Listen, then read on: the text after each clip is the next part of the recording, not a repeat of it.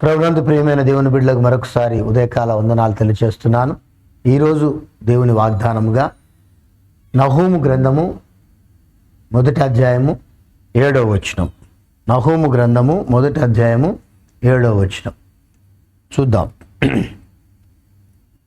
యెహోవా ఉత్తముడు, శ్రమదినమందు ఆయన ఆశ్రయ దుర్గము, తన యందు నమ్మిక ఉంచు వారిని ఆయన ఎరుగును. మన వాగ్దానము, తన యందు నమ్మిక ఉంచు వారిని ఆయన ఎరుగును.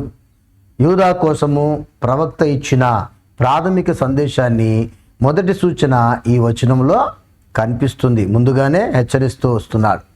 అందుకే దయాళుడు, తన ప్రజలకు బలమైన ఆశ్రయము, తన శత్రువులకు భయంకరుడు అయిన దేవునిలో ఆశ్రయం పొందుమని నహూము యూదా వారిని చెబుతున్నాడు, హెచ్చరిస్తున్నాడు.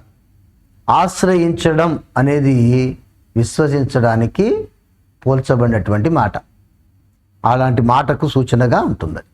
కాబట్టి దేవుని యందు విశ్వసించువారు, లేక యెహోవా యందు శ్రమదినమందు ఆయన ఆశ్రయ దుర్గం అంటే శ్రమలో ఆయన ఎవరైతే ఆశ్రయిస్తారో వారికి ఒక దుర్గములాగా, ఒక కోటలాగా, ఒక ఆశ్రయపురంలాగా దేవుడు వారికి ఉంటాడు. ఇంకెందుకంటే మంచి విశ్వసించు వారి పట్ల ఆయన కార్యం ఎలా ఉంటుందన్నది ఇక్కడ తెలియజేస్తుందంటే, తన యందు నమ్మిక ఉంచు వారిని ఆయన ఎరుగును. కాబట్టి ఆయన యందు నమ్మిక ఉంచిన వారిని దేవుడు మర్చిపోయేవాడుగా ఉండడు. ఎవరైతే క్రీస్తునందు ఉంటారో వారిని దేవుడు దీవిస్తాడు. చూడండి, ఇర్మియా 33:11 వచనం. 33:11 వచనం.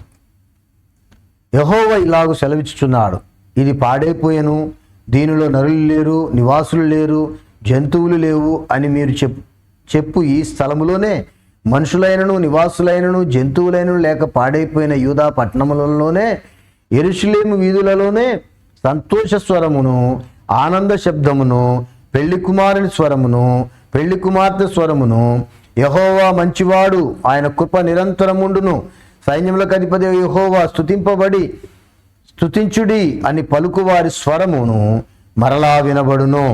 యెహోవా మందిరములోనికి స్తుతియాగములు తీసుకుని వచ్చు వారి స్వరమును మరలా వినబడును.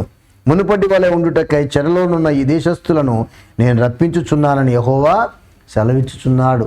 ఎక్కడైతే ఇశ్రాయేలీయులు చెదిరిపోయారో అట్టి వారందరినీ సమకూర్చబడటానికి దేవుడు ఏర్పాటు చేసిన నియమం. కాబట్టి ఎక్కడ ఎవరైతే ఆ మాటను బట్టి, అవమానాన్ని బట్టి వారు దేవుల్లో సాగకుండా ఆగిపోయారో, ఎక్కడ పడిపోయారో అక్కడే వారిని వారు సిద్ధపరచుకొని మరి అక్కడి నుంచే వారి జీవితాన్ని ప్రారంభించుకోవాలి. అందుకే ఇటువంటి వాగ్దానంతో తాను స్పష్టంగా మాట్లాడుతున్నాడు. తన యందు నమ్మిక ఉంచు వారిని ఆయన ఎరుగును. ఎందుకంటే ఆయన ఉత్తముడు.